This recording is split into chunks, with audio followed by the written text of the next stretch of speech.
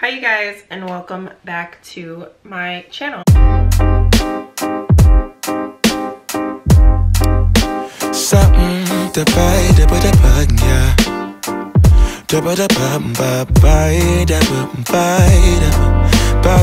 My name is Sharday. If you are new here, I talk about girl chats, growing, life, beauty, self-care, all of those good things. And if those interest you, then please give me a big thumbs up and make sure that you hit subscribe. Today's video, I don't know why I'm so nervous to talk about this topic. For some reason, it's giving me a little nervousness to talk about. I feel like that's just pushing me even harder to get this video out to you guys. Today's video is about being stuck in survival mode. And I really feel like this topic is very important because being stuck in survival mode and not mentally, emotionally changing with the seasons, changing with the times, and not feeling like you're growing and just being stuck in general really has physical, mental, and spiritual consequences to us. It really does stunt our creativity. It prevents us from having vision, it prevents us from growing, from really taking things to the next step and stepping into our purpose and stepping into the person that we are intended to be.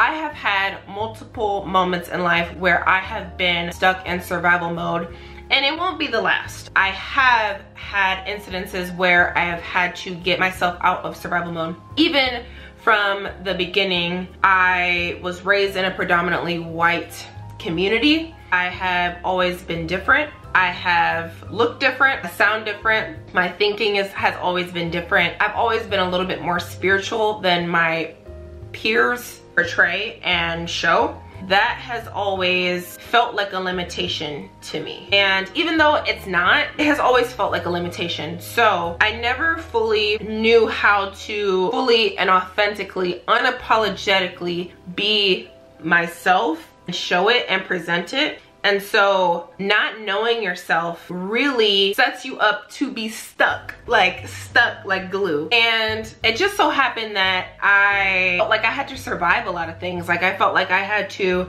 survive being the only black person in a lot of rooms. Felt like I had to survive not really finding my crowd and not really feeling like I had the most authentic vibe with certain groups of people that I have been associated with through life. I have also felt like I've been in survival mode because of financial reasons. Like I started not at the bottom, like obviously the bottom is subjective. My parents were very hardworking. My parents were blue collar workers, and I've always had the things that I've needed. But as far as having to build my own life, I had to build my own life from ground zero. And I'm so grateful and so blessed that my parents have instilled in me to dream big, be the owner, do this and do that, and go after your goals and get your education and all of those things. I'm so grateful. In that process, I felt like I had to survive things. When I finally went to college, right, tried to step into the beginning of my adulthood, there were a lot of things going on where it was really hard, especially with my dad's health. And I've always had to work my way through school. So that's always been kind of a double whammy for me. I've always had to focus on more than 2 to 3 to 4 things at a time. And that's adulthood. I'm not saying that it's not. That just started my survival journey. I always had to figure out a way to pay for school. And I always felt that opportunities were scarce for me. Like for example, if I were to apply for something, like there's no need in me applying for this scholarship because I'm not going to get it. There's no need in me doing this because it's not going to happen. And you just find yourself in this perpetual state of thinking that you know what's next when you really don't. You stunt your growth, stunt your opportunities just purely off of the reason because you don't think they're gonna happen. And being stuck in survival mode really does show, and really is a symptom of a scarcity mindset, not believing that God is going to take you out of your situation. And got to a point where during my journey, I lost my father to cancer. And this is when I truly was in survival mode. Like didn't think I was gonna make it. And I couldn't see the light. I really couldn't, because my father was really the true backbone of our family. His household, like it wasn't nothing that he wasn't willing to sacrifice. There wasn't nothing that he wasn't willing to work hard for his family. There wasn't anything. Oh my God.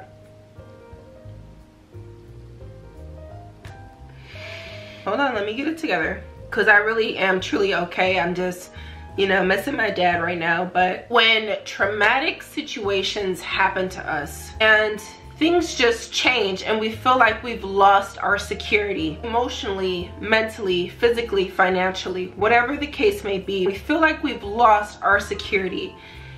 It is terrifying. There's something in our spirits that activate. Some people's activation system doesn't activate, and it's really sad to see that they don't have the fight in them anymore. Fight or flight. And you start fighting. That's number one. That is a beautiful place to be in, even though you may not think so. Having a fight in you and having resilience to you and having some kind of inner strength somewhere deep in there that activates and pushes you through until you can finally let that go and flourish and get to the next level and get through it. There's something really special about that. I don't want to take away from that, because surviving has made me so much stronger. Surviving has made me so much more confident. Surviving has made Sharday.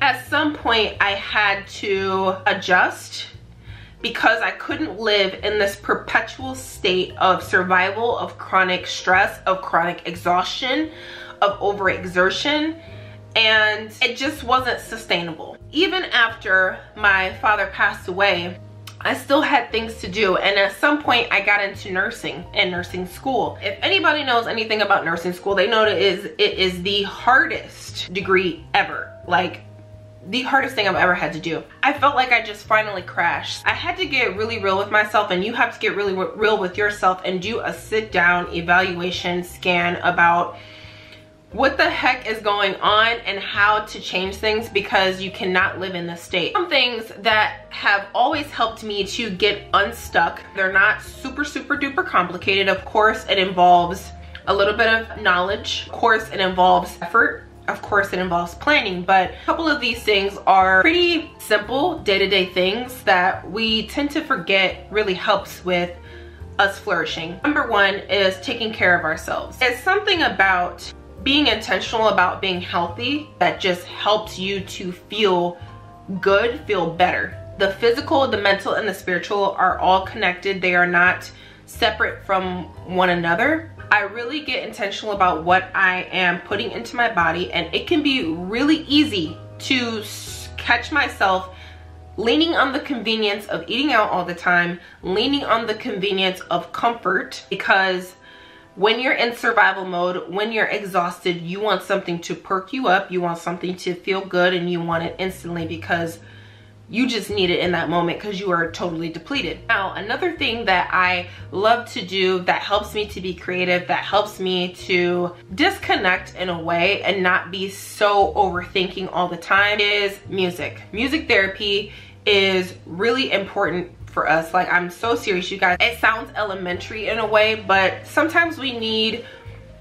fundamental reminders, okay? I personally love, like, what makes me so happy is reggae and Afro beats. Whenever I listen to this music, I am way more productive. Like, it's something about the frequency that is just a happy frequency with instrumentals, people talking about the world, people talking about nature, people talking about God, love, all of those things. It's something so inspiring and so beautiful to me. The other thing is having boundaries. When you are stuck in survival mode and you do not have boundaries, how do you expect yourself to pivot your life, your circumstances, if you're allowing others to toss you to and fro? You have a hard time saying no, so your schedule is never what it needs to be. Your planning is never what it needs to be, and it's really hard to think and act strategically when you don't have boundaries. So important, and you cannot go without them. The other thing is being very intentional about letting go of irritation. I do feel like irritation and agitation is one of the quickest ways to get you out of alignment. Sometimes I catch myself in some seasons, especially in my survival mode seasons, where I am so easily irritated. Like, you could just breathe wrong and I'm just like, I know you're not over there breathing like that. Like, so that's just not a good place to be in. What I do is I'm very intentional about it. I breathe, I release, and I just come back to center. A really, really big one. This one is huge, is to let go of the victim mentality.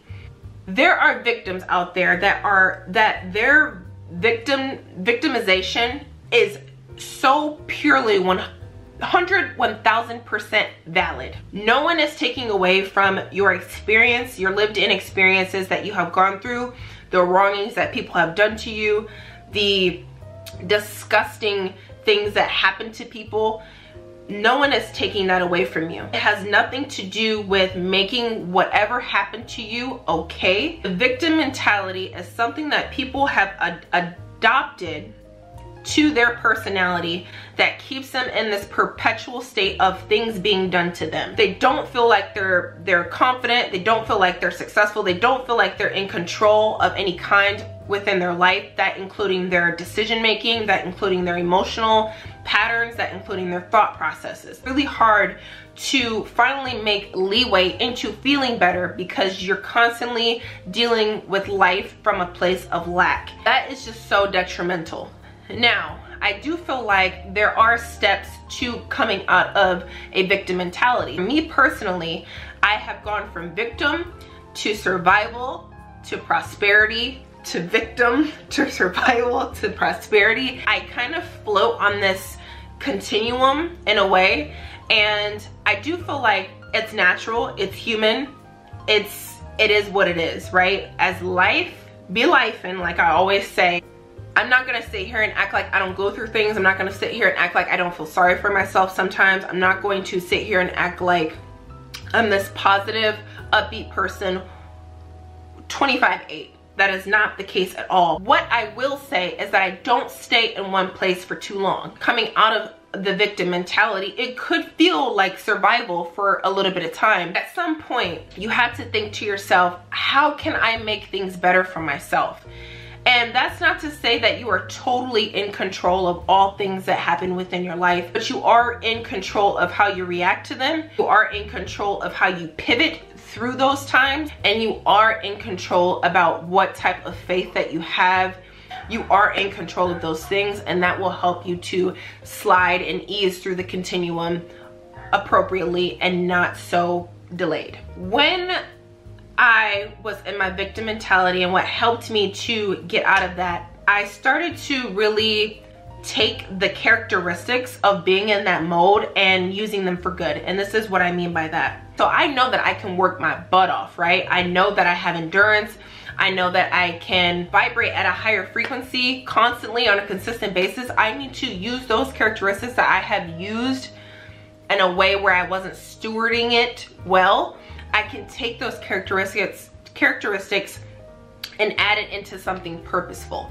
And when you start adding your characteristics into something more purposeful, you will see that you will start to come out of survival mode. You will start to think more creatively. You will start to have a better thought life and self-talk within yourself. So use the characteristics that you have built, resilience, hard work, all of those things, and use it for a better purpose and use it more strategically. The easiest way to get encouraged is to encourage others, is to put positive messages within your brain, within your mind, within your spirit. Also to know that there is greater for you. You are not a victim, you are a victor. I just want to leave you guys with that. Okay, this year is going to be a great year. I don't know why I was so nervous to film this video, because I barely followed my points that I was supposed to go over, but I do feel like this message was for somebody out there, and if I could help one person through a tough time, I am successful, I am happy, and I am in my purpose. Sunlight that always stays, dinner by the waterway. It's that sweet life, raise your